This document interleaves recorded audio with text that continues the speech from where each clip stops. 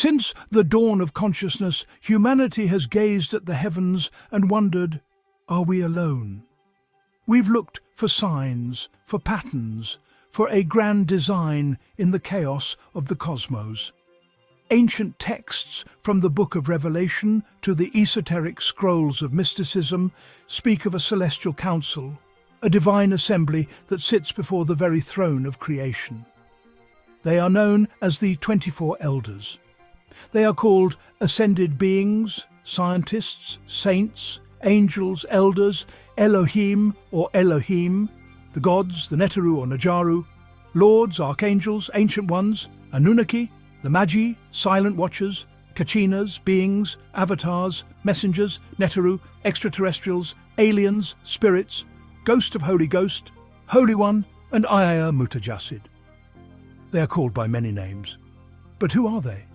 Are they angels, ascended masters, or something far more profound? They are the keepers of cosmic law, the witnesses to the unfolding drama of space and time, a council shrouded in mystery and allegory, waiting for us to seek them out.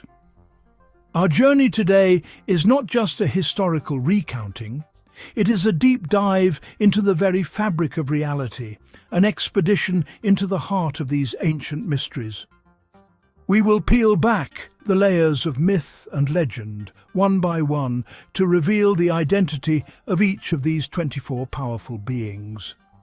We will explore the hidden meanings behind their sacred names, decipher their celestial roles, and understand their profound connection to the fundamental principles of the universe.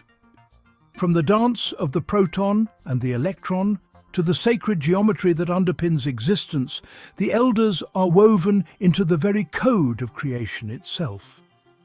To truly grasp their significance, we must travel back to a pivotal moment, a cosmic schism spoken of in the story of Shem and the Anunnaki. It was in the primordial garden, a place of perfect potential, that a choice was made. It was here that the 24 Yahwehans, beings of immense power and purpose, stood at a crossroads that would forever alter the destiny of worlds. Their story is the key, the foundational event that sets the stage for the council we seek to overstand. Their legacy is a complex tapestry of light and shadow, of order and chaos, of divine intention and mortal consequence. Join us as we embark on this step-by-step exploration. We will not merely list names and titles, we will connect the dots between ancient Egypt, Mesopotamian gods, biblical prophets, and the angelic hierarchies that govern the unseen realms. This is a quest for knowledge, a journey to overstand the cosmic government that operates just beyond our veil of perception. Prepare to have your understanding of the divine challenged, expanded, and ultimately transformed. The story of the 24 Elders is the story of the universe itself, and it begins now. The Council of 24 Elders, Scientists, Magi, and Architects of Reality, Revelation 4:4.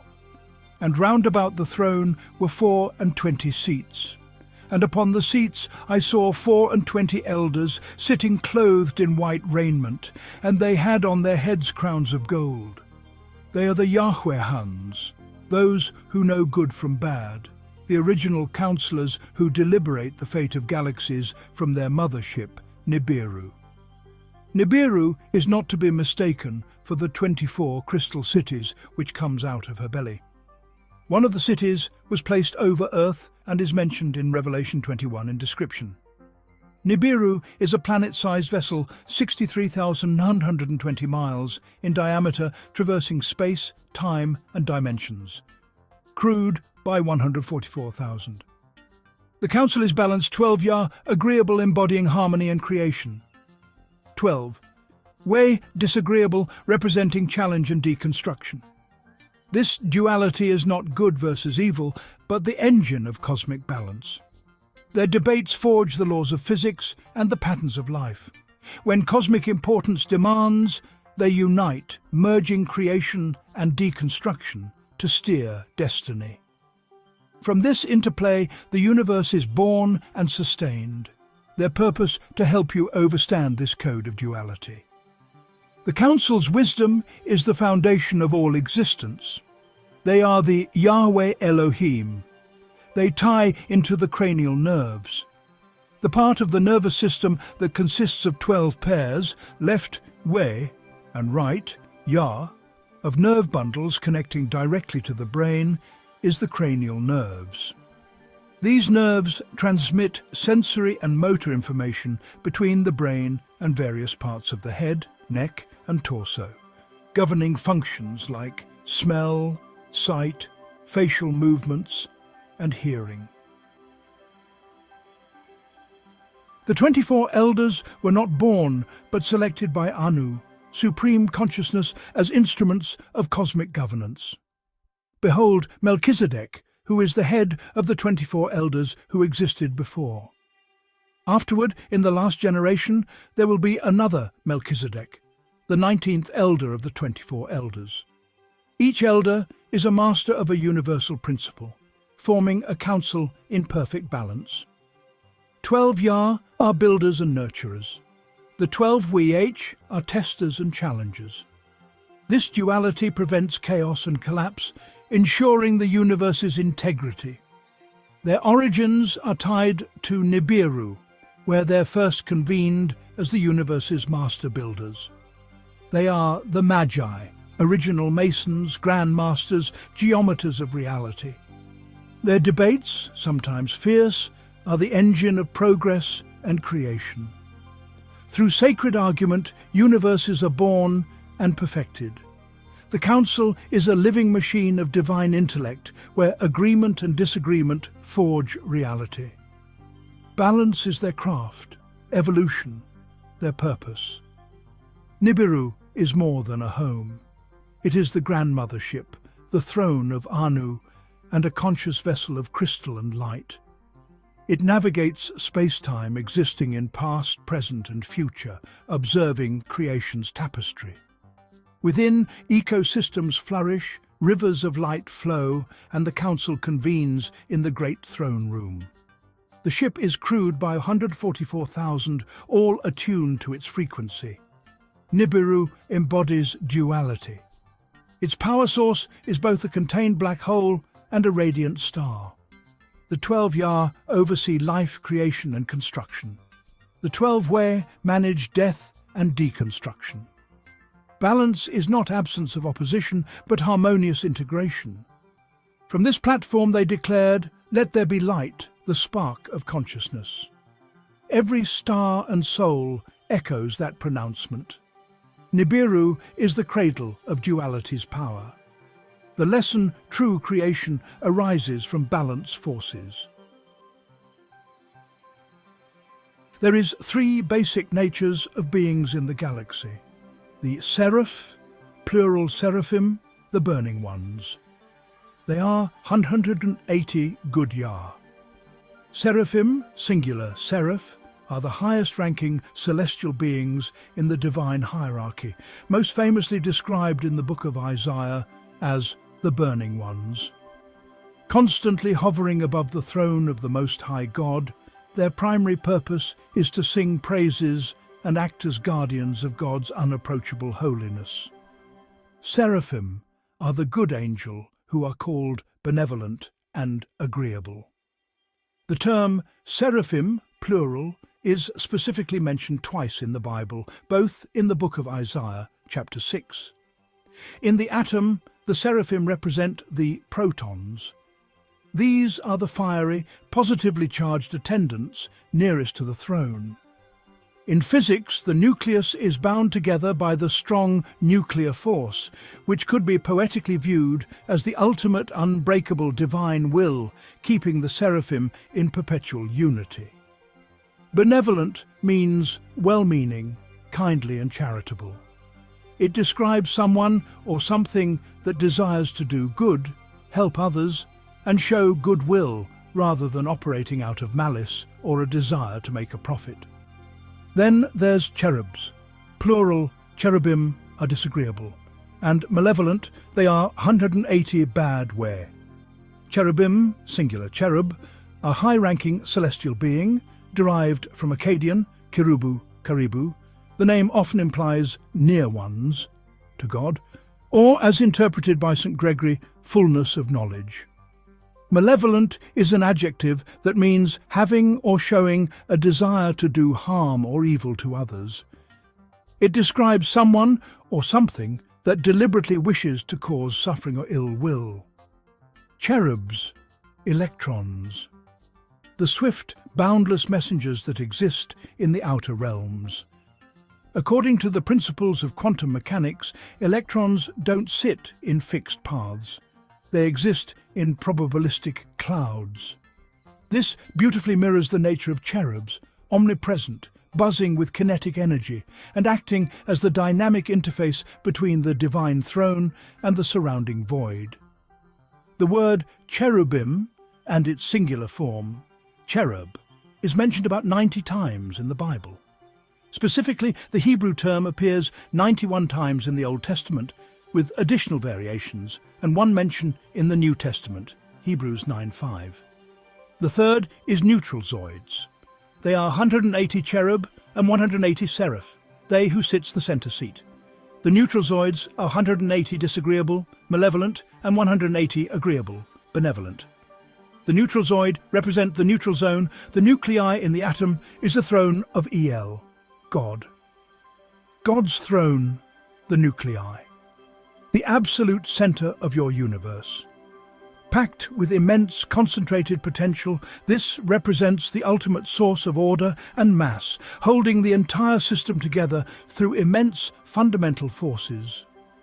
Joining benevolent, wishing good, and malevolent, wishing evil, represents the total spectrum of human intent, often implying a state of ambivalence, moral complexity, or the coexistence of good and evil within a person or situation.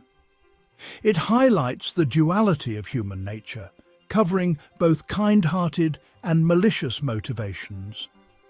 It describes a situation or character possessing both the desire to help, benevolent, and the urge to harm, malevolent, or alternating between both. This pairing often reflects the internal struggle between good and evil, or a person who acts with mixed motives. While benevolent is a positive and malevolent is a negative, from Latin bene for well and male for badly. Joining them often addresses the grey area between these extremes, often described as complex or ambivalent. These beings as a group make the Yahweh Elohim, Lord Gods, a group of beings who come down from heaven, sometimes called the Anunnaki. Our exploration begins at the very pinnacle of the celestial hierarchy, with a being of such immense power and proximity to the divine that his very name inspires awe, Acatriel. This name, resonating with ancient power, translates to sweet scent of El, the wreath binder. It also means the crown of El. He's the first of the 24 elders. He is a cherub, meaning disagreeable, away. This is not merely a symbolic title, it is a literal description of his function. Acatriel is said to be the personification of God's most radiant glory, the luminous crown that adorns the ultimate source of all creation. He is the first light, the primary emanation from which all other divine attributes flow, a living conscious halo of unimaginable brilliance and power. The mystery surrounding Acatriel is profound, sparking debate among mystics and scholars for millennia. Is he a distinct angelic being, a separate entity tasked with this incredible role, or is he something more? Some traditions suggest that Acatriel is not an individual in the way we understand it, but rather the visible, tangible manifestation of God's glory itself. He is the awe that strikes all who approach the divine throne, the overwhelming presence that defines the sacred space. This dual nature places him in a unique category, blurring the line between a messenger and the very message he represents. This cosmic role inevitably links him with angelic high-ranking beings. In some mystical texts, this connection suggests a hierarchy even within the highest echelons, where one being can hold multiple titles and functions. As Achatriel, he is the crown, the voice, and the scribe. This intertwining of roles paints a picture of a complex celestial bureaucracy where divine tasks are distributed among beings of incredible specialization, all working in concert around the central throne of the Almighty. Further adding to his complex identity, Achatriel is often associated with the cherubim, the powerful guardians of the divine throne. These beings are not the gentle figures of popular art, but formidable, awe-inspiring entities who uphold the very structure of the heavens. As a cherub, Achatriel's function as the crown takes on a protective, guarding quality. He is not just a symbol of glory, but a living bastion, a sentinel of light who ensures the sanctity of the divine presence.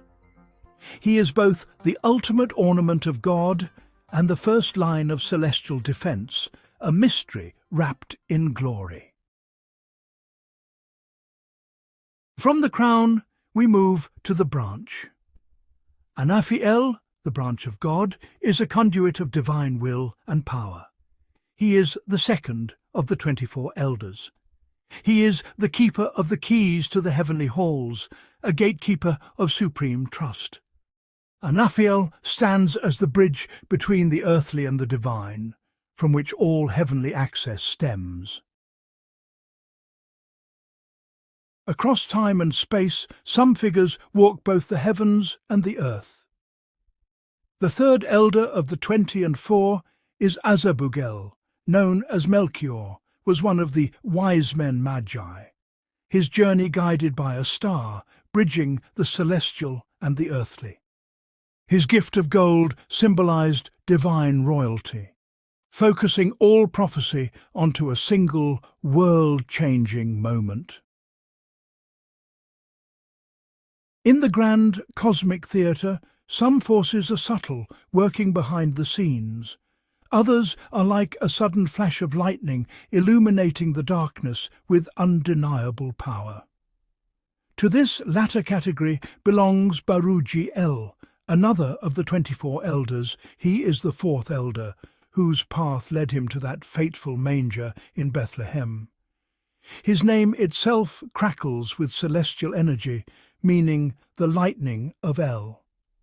This is not the lightning of random destruction, but of divine revelation, a sudden, brilliant insight that pierces through the veil of ignorance and doubt. He is the flash of inspiration, the bolt of truth that awakens the soul and realigns the spirit. Like Azabugel, Baruji-El is better known to us by his earthly name, Caspar, the second of the three wise men. If Melchior represented ancient wisdom, Caspar, as the lightning of El, embodies the active, dynamic power of faith. His journey was not merely one of academic pursuit, but of being struck by a divine imperative, a calling so powerful it could not be ignored. He is described as being of a positive, Yah-aligned nature, meaning his actions are in perfect harmony with the creative, benevolent will of the divine. He represents the moment of sudden, unshakable knowing that follows a long search for truth.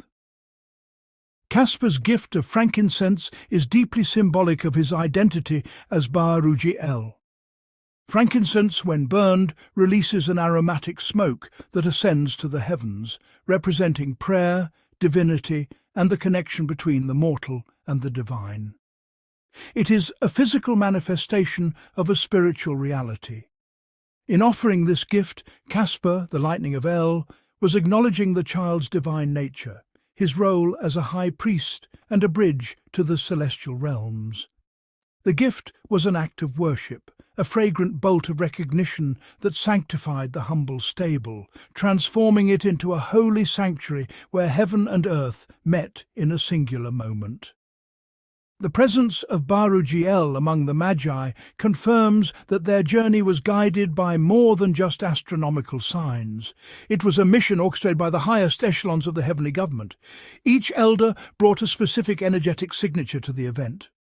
Barujiel's role was to be the catalyst, the spark of recognition, the sudden and brilliant affirmation of the divine at work.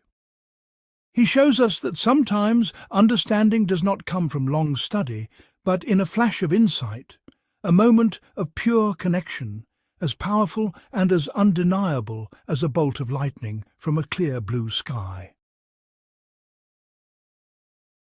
Within the cosmic balance of forces, there must be not only wisdom and revelation, but also strength. There must be a power that is willing to stand guard, to protect the sacred, and to carry the weight of difficult truths. This is the domain of Kemuel, the fifth elder of the 24 elders. He is the third of the elders to make the fabled journey of the Magi. He is a were, disagreeable. His name translates to Armed One of El, a title that speaks not of aggression, but of readiness. He is the divine sentinel, the warrior priest who understands that sacred things often require a vigilant defense against the forces of decay and disbelief. He is the quiet strength that underpins the universe. On earth we know him as Balthazar, the final member of the trio of wise men. His presence completes the symbolic delegation from the celestial court. While Melchior brought the wisdom of kingship and Caspar the flash of divine recognition, Balthazar embodies a more complex and mysterious principle. He is described as being aligned as Weibad, a term that can be interpreted not as evil, but as representing the necessary challenging aspects of existence. He represents the shadow that proves the light, the hardship that forges strength, and the mortality that makes divinity so profound. Balthazar's gift of myrrh is perhaps the most poignant and prophetic of the three. Myrrh is a resin used in embalming, a substance directly associated with death, suffering, and preservation through trial. In offering myrrh, Kemuel, the armed one of El, was acknowledging the full scope of the child's destiny. It was a sombre recognition of the sacrifice to come, the difficult path that lay ahead. This gift was not a celebration of birth alone, but an acceptance of the entire cycle of life, death, and resurrection. It was the bad news that was inextricably linked to the good news, the bitter herb that was part of the ultimate healing. The story of Kemuel, or Balthazar, teaches us a profound lesson about the nature of reality. True strength, the kind that is armed by El, does not shy away from difficult truths. It embraces the totality of existence, both the light and the shadow. It understands that to protect something sacred, one must be prepared for the challenges it will inevitably face. Kemuel's presence at the Nativity was a silent promise of divine fortitude, a message that even in the face of suffering and death, a protective divine power is present, armed and ready to see the sacred mission through to its ultimate triumphant conclusion. Is it possible for a single soul to exist in two worlds at once? Kaiel, the living god, or El, embodies this paradox, both a king on earth and an elder in the heavens. His name means one who seek El, and also live for El. He is a way, disagreeable. He is the sixth elder of the 24. Ancient texts link Kaiel to Pharaoh Djoser, builder of the first Great Pyramid, suggesting his reign was a bridge between the mortal and the divine. Djoser's legacy invites us to wonder, are the greatest acts of creation a quest to touch the stars? What if the universe is a symphony of vibration, a dance of pure energy? Galgaliel, the angel of vibration, conducts this cosmic orchestra, shaping reality through frequency. He is the seventh elder of the 20 and 4. He is a way disagreeable. As Prince of the Sun, he channels the sun's energy, ensuring harmony in the universe's cycles. Galgaliel is the bridge between science and spirit, the force behind the great wheels of creation. In the cosmic library, some stories are lost to silence. Hani el Gabriel Zodok, grace, strength, righteousness, remains a mystery, his deeds erased by time. He is the 8th elder of the 20 and 4. He is a Yah, agreeable. Perhaps the silence is the message, a sacred void, inviting us to contemplate the unknowable and to find awe in what we cannot name. Is it possible for a single being to embody the essence of knowledge? Uphiel, known as Thoth, is the Divine Scribe, source of wisdom, science, and magic. He is the 9th elder of the 20 and 4. He is a Yah, agreeable. He records the deeds of gods and mortals, bridges logic and magic, and inspires scholars and creators across time. In the grand cosmic theatre, where forces of immense power clash and converge, what is the nature of true strength? Is it found in overwhelming force or in unwavering resolve? Among the 24 elders, we find an entity who embodies one of the most fundamental and positive aspects of divine power, Uhuel. He is the 10th elder of the 20 and 4. He is a Yah, agreeable. The very name resonates with a profound declaration, meaning El is my strength, or God is my strength. This is not the strength of a tyrant, nor the might of a destroyer.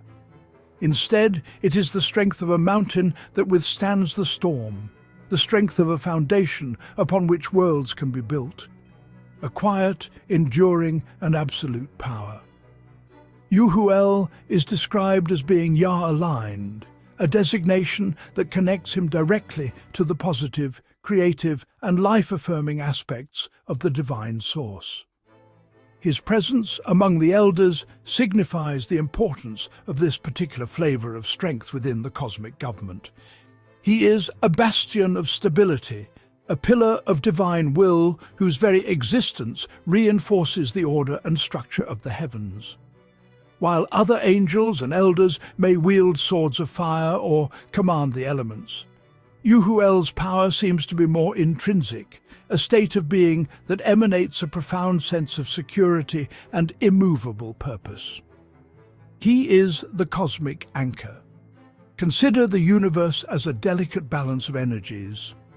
For every force of chaos, there must be an equal and opposite force of order. For every impulse toward entropy and decay, there must be a counteracting will toward coherence and existence. Uhuel represents this latter principle. He is the embodiment of divine fortitude, the personification of the Creator's own resilience. His role isn't necessarily to fight battles in the conventional sense, but to simply be, and in his being, to provide the unshakable strength against which the forces of negation break like waves against a cliff. His is the power of persistence. As an elder, Uhuel's counsel would be one of steadfastness, of holding true to divine law and purpose no matter the trial. He is a reminder that the greatest strength is not always the most visible. It is the quiet resolve in the heart of a star, the unyielding law of gravity that holds galaxies together, the unwavering faith that sustains a soul through darkness. Uhuel, the strength of El, teaches us that to be aligned with the divine is to tap into an infinite reservoir of power, not to dominate, but to endure, to uphold, and to persevere through all eternity. Is it possible for a mortal to ascend beyond the limits of flesh and blood, to be transformed into something more, to become a being of pure energy, a prince of the angelic realm? He is the 11th elder of the 20 and 4. He is a Yah, agreeable. The story of Metatron, more famously known as Metatron, is perhaps one of the most extraordinary tales of transformation in all of cosmic lore. For it is said that Metatron was once a man, the patriarch Enoch, who walked with God and was taken from the earth without tasting death. This mortal man was elevated, transfigured by celestial fire into one of the most powerful beings in the heavens, a testament to the boundless potential that exists within a single human soul. This transformation was not merely a change of address from earth to heaven. Enoch was remade, his physical form dissolved and reformed into a being of light and fire. He became the Celestial Scribe, a role that places him at the very heart of cosmic administration. As the lesser YHWH, or the voice of God, he is the chief recorder of all things that transpire in all realms. Every thought, every word, every deed is inscribed by his hand into the book of life. He is the ultimate archivist, the keeper of the Akashic records, a living library of all that ever was, is, and will be. His is a consciousness that spans all of time. Metatron's connection to the universe runs deeper still, into the very mathematics of creation. He is inextricably linked with sacred geometry, particularly the mystical shape known as Metatron's cube. This geometric figure is said to contain all the building blocks of the universe, the 5 platonic solids, which are the templates for all matter. Is it possible that Metatron is not just a scribe, but an architect? A being who understands and wields the fundamental geometric patterns from which reality itself is constructed.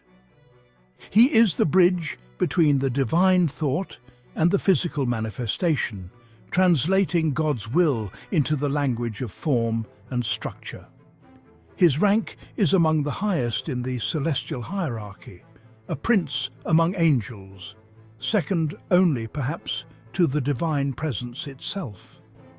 As an elder, his perspective is unique, that of a being who has known mortality and has transcended it.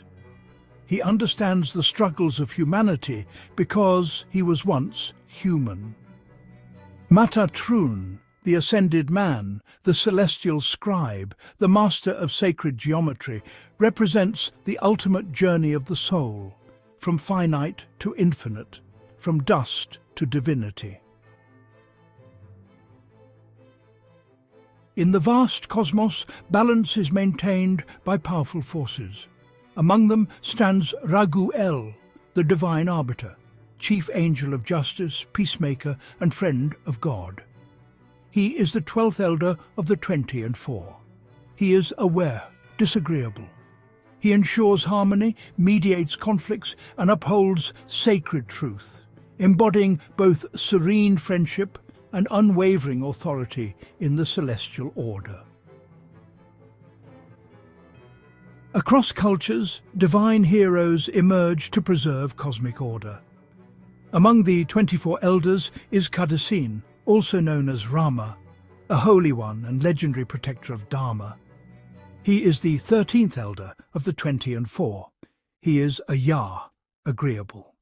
As Rama, he embodies virtue, courage, and righteousness, fighting to restore balance and uphold the sacred law.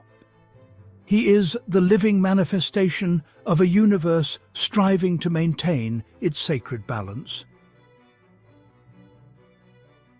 In the cosmic library, Raduari is the Celestial Scribe, keeper of memory, leader of heavenly choirs, and patron of creativity. He is the 14th elder of the 20 and 4. He is away, disagreeable. He inspires the music of the spheres, blending history and art. In the silent library of the cosmos, Raziel, the keeper of secrets, guards knowledge too powerful for most to bear. He is the 15th elder of the 20 and 4. He is aware, disagreeable. He is the gatekeeper, discerning who is ready for truth, protecting us from knowledge we are not yet prepared to understand. Raziel stands as a protector, ensuring we seek wisdom at a pace our minds can endure. Across cultures, humanity seeks healing, a blessing for body and spirit. In many traditions, this role belongs to Rigby-El, also known as Raphael or Israfil, the angel of healing and compassion. He is the 16th elder of the 20 and 4. He is Ayah, agreeable. He guides travelers, protects journeys, and restores balance, bridging the gap between suffering and wholeness.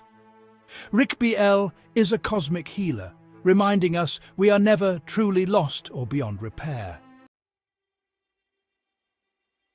In the cosmic drama, not all play heroic roles. For every being in light, another dwells in shadow. Mahayi, whose name means one who lives for El, is a paradox, serving the divine by being the necessary opposition. He is the 17th elder of the 20 and 4. He is aware, disagreeable. He is the balance, the grit in the oyster, the loyal opposition, reminding us that even shadows serve a purpose. In the vast cosmos, wisdom is more than knowledge. It's a guiding light that illuminates our understanding. The ancients spoke of Shamuel, or Uriel, the angel of wisdom, embodying the illuminating flame of divine truth. He is the 18th elder of the 20 and 4.